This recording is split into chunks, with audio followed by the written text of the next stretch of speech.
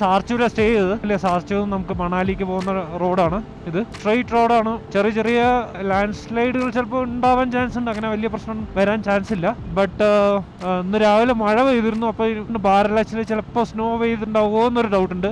പേടിക്കാനുള്ള ഒന്നും ഇല്ല കാര്യമായിട്ട്. ചിലപ്പോൾ ഒരു വാട്ടർ ക്രോസിംഗ് 1-2 കിട്ടാനുള്ള ചാൻസ് ഉണ്ട്. അപ്പോൾ എങ്ങനെയാണ് സിറ്റുവേഷൻ അറിയില്ല. അതുകൊണ്ട് ഞാൻ ബൂട്ട് കവറും പിന്നെ റെയിൻ കവറൊക്കെ ഇട്ടിട്ടുണ്ട്. സോ അതുകൊണ്ട് വലിയ തണുപ്പില്ല. ഇനി നെക്സ്റ്റ് വരുന്നത് ഒരു 17 കിലോമീറ്റർ കഴിഞ്ഞ് ഒരു ചെറിയൊരു ഗാർഡ് സെക്ഷൻ ഉണ്ട്. ഇതും ഗാർഡ് സെക്ഷൻ തന്നെയാണ്, പക്ഷെ അത് സ്ട്രൈറ്റ് റോഡാണ്. അതിനിപ്പോൾ വളഞ്ഞ് എന്തെങ്കിലും ഒരു ഹെയർ പിൻ പിൻസ് ഒക്കെ ഉണ്ടാവും. അത് കഴിഞ്ഞാൽ പിന്നെ ഡയറക്റ്റ്ലി നമ്മുടെ ബാരലാച്ചില പാസ് എത്തും. പാസ് കഴിഞ്ഞ ഉടനെ പിന്നെ ഇറക്കമാണ്. പിന്നെ നമ്മുടെ മണാലിക്കുള്ള ഇറക്കമാണ്. വലുതായിട്ടുള്ള കയറ്റങ്ങളൊന്നുമില്ല. സോ നമ്മുടെ ഓൾമോസ്റ്റ് എന്താ പറയുക അഡ്വഞ്ചർ എല്ലാം കഴിഞ്ഞു. ഇന്നത്തെ ചെറിയ അഡ്വഞ്ചർ മാത്രമേ ഉള്ളൂ. ഇന്നിപ്പോൾ 4th സെപ്റ്റംബർ ആണ്. എനിക്ക് ഫ്ലൈറ്റ് 8th സെപ്റ്റംബറേ ഉള്ളൂ ചണ്ഡീഗഡിൽ നിന്ന്. സോ ബൈക്ക് പാക്ക് ചെയ്ത് അയക്കണം. 7th സെപ്റ്റംബറിൽ എന്നെങ്കിലും അയക്കണം. സോ ഞാൻ 7th ചണ്ഡീഗഡ് എത്തണം. ഒരു റൂം എടുക്കണം. ബാഗും എല്ലാം പാക്ക് ചെയ്ത് ബൈക്കും കൂടെ വെച്ച് നമ്മൾ ഷിപ്പ് ചെയ്യുന്നു വീട്ടിലേക്ക്. ഷിപ്പ് ചെയ്ത് കഴിഞ്ഞിട്ട് പിന്നെ നമ്മൾ ഫ്ലൈറ്റ് പിടിക്കുന്നു, തിരിച്ച് നാട്ടിൽ പോകുന്നു. ഞങ്ങൾ ഇന്നലെ ഇവിടെ എടുക്കാനായിരുന്നു ഞാൻ ഉദ്ദേശിച്ചത്. ബട്ട് ഞങ്ങൾ കുറച്ച് നൈറ്റായി, 7:30 സംതിങ് ആയി. ഞങ്ങൾക്ക് അറിയില്ല ഈ വഴിയിൽ വേറെ ഏതെങ്കിലും ക്യാമ്പിംഗ് ഉണ്ടാവുമെന്ന്. നമ്മൾ അവിടെ തന്നെ ബാക്കിൽ തന്നെ നിന്നു. ഇത് നല്ല ക്യാമ്പ്സാണ്, സാർച്ചു ക്യാമ്പ്സ്. അങ്ങനെ കുറേ സാധനങ്ങളുണ്ട്. മുലിക്ക അഡ്വഞ്ചർ കുറേ ക്യാമ്പുകളുണ്ട് ഇവിടെ. ഇഷ്ടംപോലെ ക്യാമ്പ് സൈറ്റ് ഉണ്ട്. സാർച്ചു ക്യാമ്പാണെന്ന് തോന്നുന്നു. അല്ല, മർമുട്ട് ക്യാമ്പ്. ഇവിടെ മർമുട്ടൊക്കെ ഇഷ്ടംപോലെ കാണുമായിരുന്നു. ഞാൻ വിചാരിച്ചു ആദ്യം ശരിക്കും എലിക്കുഞ്ഞാണെന്ന് വിചാരിച്ചു. എലിയൊന്നും അല്ല അത്. ആക്ച്വലി അത് മർമുട്ട് എന്ന് പറഞ്ഞ സാധനമായിരുന്നു. സോ അത് റോഡിൽ നിന്ന് അങ്ങോട്ടും ഇങ്ങോട്ട് ക്രോസ് ചെയ്യുന്നത്. അപ്പോൾ ഞാനത് ഇങ്ങനെ എന്ത് സാധനം എന്ന് പറഞ്ഞ് നോക്കണ്ടായിരുന്നു. കുറേ എണ്ണം സ്പോട്ടുണ്ട്. ക്യാമറയിൽ കിട്ടിയിട്ടുണ്ടോയെന്ന് അറിയില്ല. പിന്നെ നമ്മൾ മെയിനായിട്ട് കണ്ടത് കുതിരയാണ്. അത് നമ്മളിവിടെ നെർബുല ടോപ്പിലേക്ക് ഇവിടുന്ന് പോകുന്ന സമയത്ത് ഇഷ്ടംപോലെ കുതിരകൾ ആ മൈതാനത്ത് ഇങ്ങനെ ഓടി നടക്കുമായിരുന്നു. അതായത് നമ്മളുടെ ഒരു സൈഡ് ട്രാക്കും അതിൻ്റെ അപ്പുറത്ത് കുതിര ഇങ്ങനെ ഓടിക്കൊണ്ടിരിക്കുന്നുണ്ടായിരുന്നു. നമ്മൾ 1-2 ചേസ് ചെയ്യാൻ നോക്കി, ബട്ട് അതെല്ലാം ഓടിക്കളഞ്ഞു. പിന്നെ കണ്ടത് കുറേ ഷീപ്പ് ഉണ്ടായിരുന്നു. സ്നോ ലെപ്പേർഡൊക്കെ കിട്ടേണ്ട സ്ഥലം ഉണ്ടായിരുന്നു ഹാൻലെ വഴി, ബട്ട് അതൊന്നും കണ്ടില്ല. ഇന്നലെ വന്ന വഴി എന്ന് പറഞ്ഞു കഴിഞ്ഞാൽ 30-40 കിലോമീറ്റർ ഫുൾ ഓഫ് റോഡിങ് ആയിരുന്നു. അത് ഭയങ്കരമായിട്ട് നമ്മളെ ക്ഷീണിപ്പിച്ചു. ഹിമാചലിലേക്ക് കടക്കുന്നതിന് തൊട്ട് മുമ്പുള്ള ഒരു ചെക്ക് പോസ്റ്റ് ഉണ്ട്. അത് ലഡാക്ക് എക്സിറ്റ് ചെയ്യുന്നതും ഹിമാചലിലേക്ക് കയറുന്നതായിട്ടുള്ള ചെക്ക് പോസ്റ്റ് ഉണ്ട്. അത് കഴിഞ്ഞ് ഉടനെ തന്നെ ഒരു ചെറിയൊരു ക്യാമ്പ് ഉണ്ട്. അപ്പോൾ ഞാൻ അവിടെ തന്നെ ഞങ്ങൾ റൂം എടുത്തത്. രാത്രി നല്ല തണുപ്പായിരുന്നു, രാവിലെ നല്ല മഴയുണ്ടായിരുന്നു. ഇത് ഭയങ്കര ബ്യൂട്ടിഫുൾ ആയിട്ടുള്ള സ്ഥലമാണ് ഈ ഒരു സ്ഥലം, സാർച്ചു എന്ന് പറഞ്ഞ സ്ഥലം. ഈ വഴി വണ്ടി ഓടിക്കാൻ ഭയങ്കര രസമാണ്. ഇവിടെയൊക്കെ ഒന്ന് ക്യാമ്പ് ചെയ്യാനൊക്കെ തോന്നും ചില സമയത്ത്. ഇതും ഹാൻലെ, പിന്നെ മറ്റേ Puga valley I will recommend. അതൊരു മുതലാണ് ആ സ്ഥലം. It was really nice actually. Back പാക്കേഴ്സിനൊക്കെ പറ്റിയ സ്ഥലങ്ങളാണിത്. ഒരു രക്ഷയില്ല. ക്യാമ്പിംഗ് സൈറ്റുകളാണ് മൊത്തം. എവിടെ നോക്കിയാലും ക്യാമ്പിംഗ് സൈറ്റുകളാണ്. സാർച്ചയുടെ സൈഡിൽ ഒരു പ്രത്യേകതരം ഇതുണ്ട്, ഒരു ഫോർമേഷൻ ഉണ്ട്. അത് കാണാൻ നല്ല രസമാണ്. ഡ്രോണൊക്കെ ഉണ്ടെങ്കിൽ അത് പറത്തി കഴിഞ്ഞ് കഴിഞ്ഞാൽ ആക്ച്വലി നല്ല രസമാണ് അത് കാണാൻ. സോ നമ്മുടെ ഡ്രോണൊന്നും ഇല്ലാത്തതുകൊണ്ട് നമ്മളിപ്പോൾ അഡ്ജസ്റ്റ് ചെയ്യുന്നു നമ്മുടെ ക്യാമറ വെച്ചിട്ട് തന്നെ.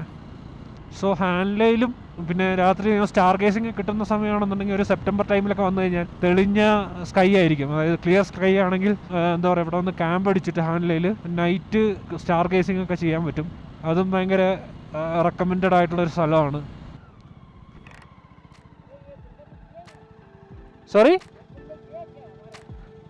नहीं देखा.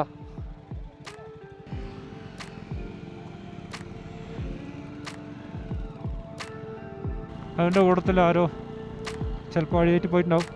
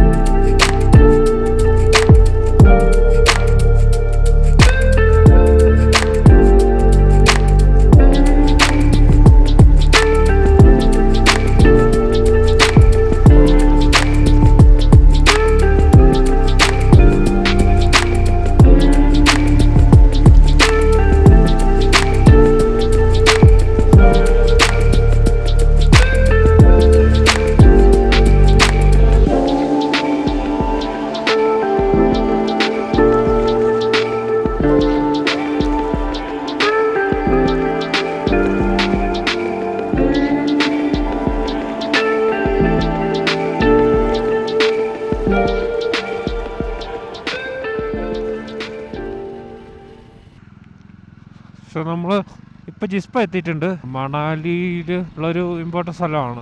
മണാലി കഴിഞ്ഞിട്ട് ലേ റോഡിലേക്കുള്ള സ്ഥലമാണ് ജിസ്പ, സിസു എന്നൊക്കെ പറഞ്ഞിട്ടുള്ള സ്ഥലങ്ങൾ. ഇവിടത്തുള്ള ഒരു ലാൻഡ്സ്കേപ്പ് ഭയങ്കര അടിപൊളിയാണ്. അതുമാത്രമല്ല ആൾക്കാർ ക്യാമ്പിംഗ് ഒക്കെ ചെയ്യാൻ വരുന്നുണ്ട്. ഇവിടെ ടെൻറ്റ് സ്റ്റേ ഒക്കെ കിട്ടും, നല്ല അടിപൊളിയാണ്. അവിടെ റിവർ സൈഡിൽ കൂടെ ഒഴുകുന്നുണ്ട്, അതിൻ്റെ സൈഡിൽ കൂടെ ഉള്ള കുറേ ക്യാമ്പുകളുണ്ട്. ഭയങ്കര രസമാണ് എന്ന് പറയുന്നത് കേട്ടിട്ടുണ്ട്. ഞാൻ ഇതുവരെ താമസിക്കാൻ പറ്റിയിട്ടില്ല. ഇപ്പോൾ 12 മണി ആയുള്ളൂ, 12:10 പിന്നെ ഒരു 2 hours നമ്മൾ മണാലി എത്തും. മണാലി എത്തിയിട്ട് ഫുഡ് കഴിക്കണം എന്നാണ്. പിന്നെ സ്റ്റേ എനിക്ക് തോന്നുന്നു മിക്കവാറും ഒന്ന് അറേഞ്ച് ചെയ്യേണ്ടി വരും. കസോൾ ഇനിയിപ്പോൾ പോയിട്ട് വരണമെന്നൊക്കെ കാലിക്കുക. ഞാൻ ലാസ്റ്റ് ടൈം പോയതാണ് കസോളിലേക്ക്. അങ്ങോട്ട് വരുന്ന ആൾക്കാരുടെ ഉദ്ദേശം വേറെയാണ്. ഇവിടെ സുലഭമായി ലഭിക്കുന്നൊരു സാധനമുണ്ട്. എല്ലാവരും ജനറലൈസ് പറയുന്നതല്ല, എന്നാലും at least Kasol is famous for that. പിന്നെ കുറേ വില്ലേജുകളുണ്ട്. അതും ഭയങ്കര കുറച്ച് അഡ്വഞ്ചറസ് ആയിട്ടുള്ള റൂട്ടും ഒക്കെ ഉള്ള വില്ലേജുകളാണ്. സോ അതിനും ഫേമസ് ആണ്. But I don't think I have to go there. ഇതെല്ലാം ലാൻഡ് സ്ലൈഡ് പ്രോൺ ആയിട്ടുള്ള സ്ഥലം കേട്ടോ. ഇവിടെയൊക്കെ ഒരുപാട് ലാൻഡ് സ്ലൈഡുകൾ ഉണ്ടാവാറുണ്ട്. കഴിഞ്ഞ വർഷം ഈവൻ മണാലി ടൗണൊക്കെ ഏകദേശം ഹാഫ് ലാൻഡ് സ്ലൈഡ് പെട്ടാണ്. നെക്സ്റ്റ് കെയ്ലോങ് ആണ്. ലേക്ക് പോകുന്ന ആൾക്കാർ കെയ്ലോങ്ങിൽ താങ് എന്ന് പറഞ്ഞൊരു പെട്രോൾ പമ്പ് ഉണ്ട്, അവിടെ നിന്നാണ് പെട്രോൾ അടിക്കേണ്ടത്. അത് കഴിഞ്ഞാൽ പിന്നെ പെട്രോൾ പമ്പേ കിട്ടില്ല, പിന്നെ ബ്ലാക്കിന് കിട്ടുമായിരിക്കും ഓരോ സ്ഥലത്ത്. അതൊക്കെ ഇന്നലെ അന്വേഷിച്ചപ്പോൾ ഒരു ടീം പറഞ്ഞത് 5 ലിറ്ററിന് 800 രൂപ എന്നാണ് പറഞ്ഞത്. സോ അത്രയും കോസ്റ്റ്ലിയാണ് ബ്ലാക്കിന് കിട്ടുന്നത്. ഒബ്വിയസ്ലി ബ്ലാക്കാണ്. അതിനെക്കാട്ടും നല്ലത് നമ്മളൊരു ക്യാന് ക്യാരി ചെയ്യുന്നതാണ്. മണാലി ടു ലേ നമുക്ക് രാവിലെ തന്നെ ടാക്സികൾ കിട്ടും. സോ സിംഗിളായിട്ട് വരുന്ന ഇപ്പോൾ ബാക്ക് പാക്കിങ്ങോ അല്ലെങ്കിൽ എന്താണെങ്കിലും ശരി, സിംഗിളായിട്ട് വരുന്നവർക്ക് അങ്ങനത്തെ ഒരു ഓപ്ഷൻ ഉണ്ട് ശരിക്കും. ഇപ്പോൾ ഒരു ടാക്സി സർവീസ് ആണ് ഇപ്പോൾ ടെമ്പോ ട്രാവലറിൽ കണ്ടത്. അതിന് എത്ര ചാർജസ് എന്ന് എനിക്ക് അറിയില്ല, ഞാനൊന്ന് പോയിട്ട് അന്വേഷിക്കേണ്ടി വരും. Depends on the people, per head എത്രയാണ് എന്നുള്ളൊരു ഇതായിരിക്കും മിക്കവാറും ഉള്ളത്. പിന്നെ നെക്സ്റ്റ് ഓപ്ഷൻ എന്ന് പറഞ്ഞാൽ ഡൽഹിയിൽ നിന്ന് സ്റ്റാർട്ട് ചെയ്യുന്ന ഹിമാചലിൻ്റെ തന്നെ ബസ്സുകളുണ്ട്. HSRTC അങ്ങനെ എന്തോ ആണ് അതിൻ്റെ പേര്. സോ അവർ ഡൽഹിയിൽ നിന്ന് സ്റ്റാർട്ട് ചെയ്തിട്ട് ഫസ്റ്റ് ഡേ അവർ കേലോങ്ങിലായിരിക്കും സ്റ്റേ ചെയ്യുന്നത്. അവർ സ്റ്റേ ഒന്നും അറേഞ്ച് ചെയ്തില്ല, അവർ കേലോങ്ങിൽ ഒരു 1 night ഹോൾട്ടാണ്. നെക്സ്റ്റ് ഡേ അവർ കേലോങ്ങിൽ നിന്ന് രാവിലെ പുറപ്പെടും. ഏകദേശം ഒരു 6-7 മണിയാകുമ്പോൾ ഇങ്ങോട്ട് പുറപ്പെടും. അത് പിന്നെ എത്തുന്നത് വൈകിട്ട് ഒരു 7 മണിയൊക്കെ ആകുമ്പോഴാണ് ലേയിലെത്തുക.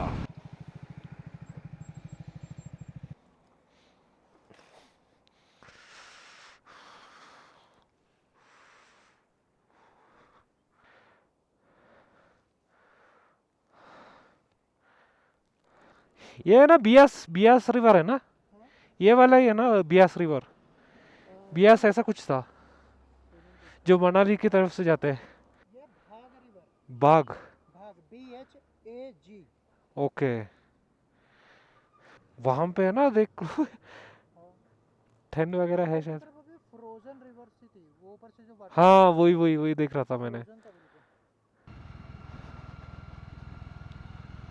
നമ്മൾ വരുന്ന സീസൺ കുറച്ച് കറക്റ്റ് ആയിരിക്കണം. മഴയത്തൊക്കെ വന്നു കഴിഞ്ഞാൽ അറിയാൻ പറ്റില്ല, നമുക്ക് എപ്പോഴാണ് ഒരു ലാൻഡ് സ്ലൈഡ് കിട്ടുകയെന്നൊന്നും പറയാൻ പറ്റില്ല. ചിലപ്പോൾ നമ്മുടെ വേ ഒക്കെ ബ്ലോക്ക് ആവും. മോസ്റ്റ്ലി ഈ ജൂലൈ, ഓഗസ്റ്റ്, സെപ്റ്റംബർ ഒരു ഹാഫ് അല്ലെങ്കിൽ ഒരു 1 or 2 weeks നമ്മൾ ഈ ഒരു ടൈം സ്കിപ്പ് ചെയ്യുന്നതാണ് ഏറ്റവും ബെറ്റർ. ബിക്കോസ് ഇതാണ് ഇവിടുത്തെ റെയിനി സീസൺ. ആഫ്റ്റർ സെപ്റ്റംബർ, നവംബറൊക്കെ ആകുമ്പോൾ ഇവിടെ മഞ്ഞൊഴിച്ച് തുടങ്ങും. സോ നമ്മുടെ ഈ Manali to Leh highway close ചെയ്യാൻ തുടങ്ങും ഒരു നവംബർ അല്ലെങ്കിൽ ഒക്ടോബർ ലാസ്റ്റൊക്കെ ആവാൻ തുടങ്ങുമ്പോൾ. പിന്നെ ഒരു 6 months മണാലി ടു ലേ ഒന്നും ചെയ്യാൻ പറ്റില്ല. ശ്രീനഗർ വഴിയും ചെയ്യാൻ പറ്റില്ല, അവിടത്തെയും അതെല്ലാം ക്ലോസ് ചെയ്യും. മെയിനായിട്ടൊന്നുമില്ല, ഈ മഴക്കാലം ഒഴിവാക്കുക, അതാണ് ഏറ്റവും ബെറ്റർ. കേലോങ് എത്താറായെന്നാണ് തോന്നുന്നത്. കേലോങ് 5 kilometer, yes, just only 5 kilometers. നമുക്ക് കുറച്ചും കൂടി ദൂരം പോയി കഴിഞ്ഞാൽ നമുക്ക് അട്ടൽ ടണലിൽ കയറാം.